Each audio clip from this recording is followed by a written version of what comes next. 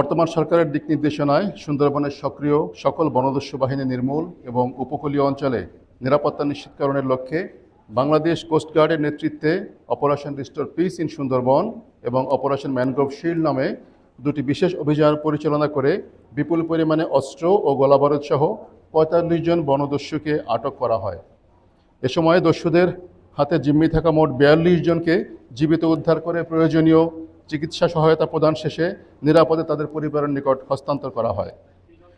বাংলাদেশ কোস্টগার্ডের ধারাবাহিক ও সফল অভিযানের ফলে সুন্দরবনে সক্রিয় বিভিন্ন দস্যু বাহিনী বর্তমানে ব্যাপকভাবে কোণঠাসা হয়ে পড়েছে এবং দস্যুরা তাদের কার্যক্রম পরিচালনায় ব্যর্থ হচ্ছে।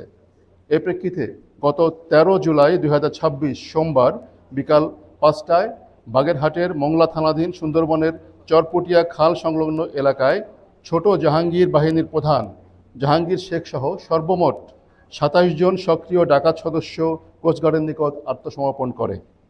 এ সময় তাদের কাছে থাকা ৩টি বিদেশি বন্দুক, একটি 8 শুটার, একটি 4 শুটার, 5টি দেশীয় একনলা বন্দুক, 15টি দেশীয় পাইপ গান, 2টি চায়না পাইপ গান, ৩৪০ রাউন্ড তাজা কার্তুজ ও 55 রাউন্ড ফাঁকা কার্তুজ কোস্টগার্ডের নিকট জমা প্রদান করে।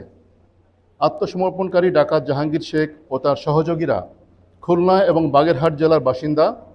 ছোট জাহাঙ্গীর বাহিনীর সদস্য হিসেবে তারা দীর্ঘদিন যাবৎ সুন্দরবনে ডাকাতিসহ সাধারণ জেলে ও বাওয়ালীদের জিম্মি করে মুক্তিপণ আদায় করে আসছিল।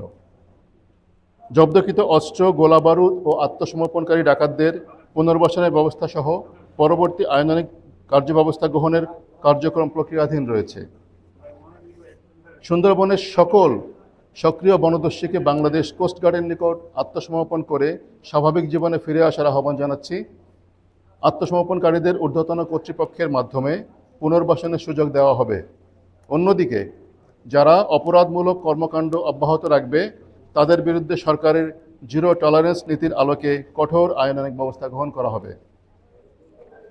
সরকারের নির্দেশনা, আপনাদের সকলের সহযোগিতা এবং অন্যান্য আইন শৃঙ্খলা বাহিনীর সমন্বিত প্রচেষ্টার মাধ্যমে সুন্দরবনকে সম্পূর্ণরূপে দস্যুমুক্ত করা সম্ভব হবে বলে আমরা আশাবাদী।